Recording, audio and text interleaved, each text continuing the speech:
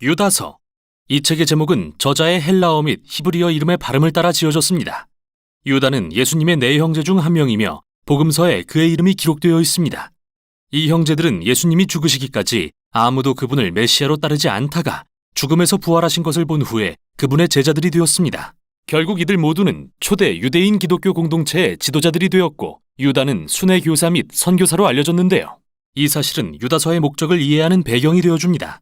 정확히 어떤 교회가 수신자인지는 모르지만 주로 유대인 그리스도인들로 구성된 공동체였던 것 같습니다. 그리고 문체로 보아 그들이 히브리 성경뿐 아니라 다른 유명한 유대 문학에도 조예가 깊은 것을 전제하고 쓴 글로 여겨집니다. 유다는 이 교회가 직면한 위기에 대해 알게 되었는데 이게 유다서의 구조를 이해하는 데 도움이 됩니다. 서신은 서론의 권면으로 시작한 뒤 이 교회에 영향을 미치고 있던 거짓 교사들에 대한 긴 경고와 질책으로 이어집니다.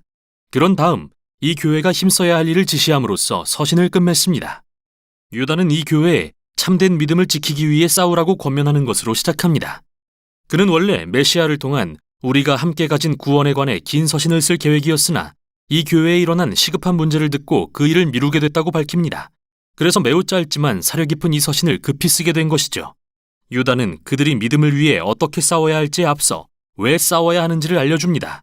그건 바로 이 교회에 잠입해 있던 거짓 교사들 때문인데요. 유다는 그들의 가르침보다는 그들의 생활 방식에 주목합니다. 그들의 도덕적 타협은 그들의 교리가 나쁘다는 걸 말해줍니다. 무엇보다 그들은 하나님의 은혜를 왜곡해 죄의 구실로 삼았습니다. 그들은 자신들이 용서받았고 하나님의 영을 가졌으므로 이제 뭐든 원하는 대로 할 수 있다고 생각합니다. 특히 돈과 성에 있어서 말이죠. 이에 유다는 그들이 예수님의 권위와 가르침을 부인함으로써 그분을 배반한다고 말하고 이런 교사들의 출현이 놀랄 일이 아니라고 덧붙입니다. 그러고 나서 그들을 멀리하라는 긴 경고로 넘어가는데요. 먼저 그는 두 차례에 걸쳐 각각 세 가지 구약의 예를 듭니다. 첫 번째는 과거에 하나님의 심판을 받았던 반역한 자들에 대한 예입니다. 광야에서 하나님께 반역한 이스라엘 백성들, 자신들이 원했던 대로 된 그들은 외딴 광야에서 다 죽고 말았습니다. 이어서 그는 하나님의 심판날까지 어둠 속에 갇히게 된 천사들의 이야기를 꺼냅니다. 그는 유명한 유대 문헌인 에녹 1서에 해석된 창세기 6장의 이야기를 가리키는 것인데요. 거기에 나오는 하나님의 아들들은 하나님께 반역하고 여인들과 동침함으로써 그에 따른 심판을 받은 천사들을 가리킵니다. 유다는 이 이야기를 창세기의 소돔과 고모라의 멸망에 관한 세 번째 예와 연결합니다. 천사들을 강간하려 했던 난폭한 사람들의 이야기 말이죠. 이 둘은 모두 하나님의 명령에 거역하고 성적 타락에 이른 이야기로서 그것이 바로 이 거짓 교사들이 짓고 있는 죄입니다. 이어서 유다는 덤으로 유명한 유대 문헌인 모세승천기에서 예를 하나 더 듭니다. 이 책은 에녹 1서와 같이 구약에 포함되지 않았고 신명기의 기초에 모세의 말령과 죽기 전의 가르침을 창의적으로 개작한 글인데요. 유다가 인용한 부분에 미가엘이라는 착한 천사가 등장합니다.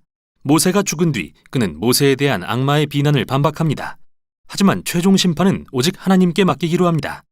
여러분에게는 이 이야기들이 약간 이상하게 들릴 수도 있지만 이런 문학을 접하며 자란 유대인들은 유다의 경고를 잘 이해할 수 있습니다. 부패한 이 교사들의 행동은 고대의 뿌리를 두고 있습니다.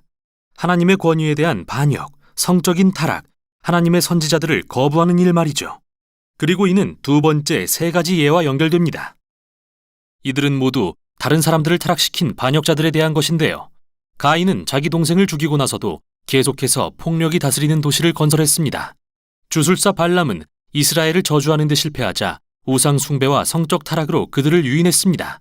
그리고 레위 자손 고라는 모세에 대한 반역을 주도했고 결국 다른 사람들을 재앙에 빠뜨렸죠.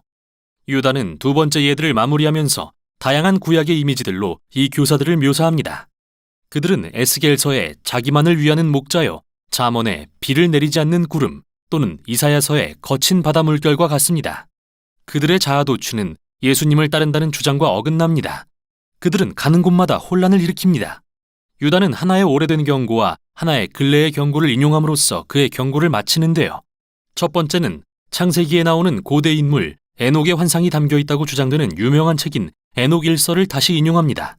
여기서 매우 흥미로운 점은 유다가 인용하는 에녹 1서 1장은 그 자체가 인간의 악에 대한 여호와의 최후 심판의 날을 기록한 6개의 구약 구절을 인용하고 있다는 것입니다.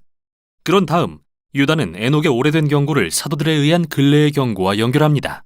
베드로, 요한, 바울 이들은 모두 거짓 교사들이 일어나 예수님에 관한 복음을 왜곡할 거라고 예견했는데요. 그들은 사실 예수님이 이미 경고하셨던 내용을 되풀이한 것입니다. 그러니 이 교회에 무슨 설득이 더 필요할까요? 당연히 이 교사들을 멀리해야 합니다. 유다는 이제 서신의 결론으로 넘어갑니다. 그는 서두에서 신앙을 위해 싸우라고 권면했었는데 여기서 그 방법을 공개합니다. 그는 여러 가지 멋진 은유를 들어 예수 공동체를 하나님의 새 성전으로 묘사합니다.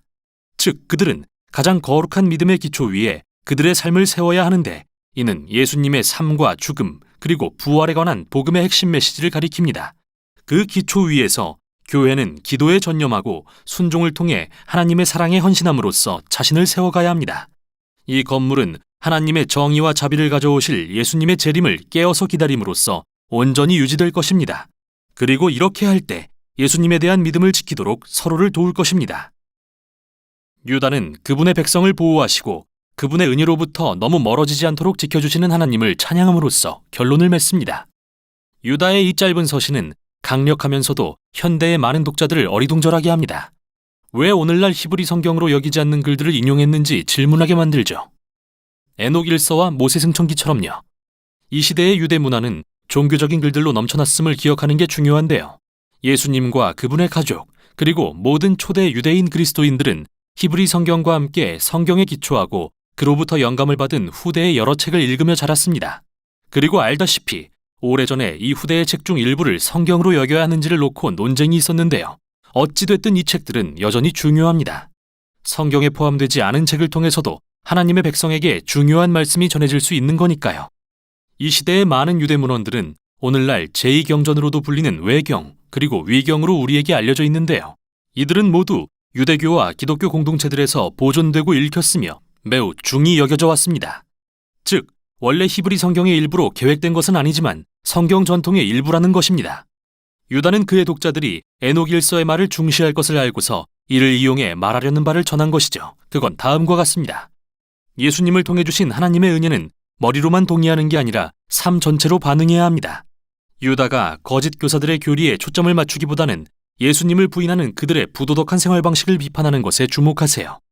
그는 예수님이 제자들에게 너희가 나를 사랑하면 내 계명을 지킬 것이라고 하신 말씀을 적용하고 있는 것입니다. 그리스도인의 삶의 방식은 우리가 실제로 믿는 것이 무엇인지 보여주는 가장 믿을 만한 지표입니다. 이게 바로 유다서가 전하는 내용입니다.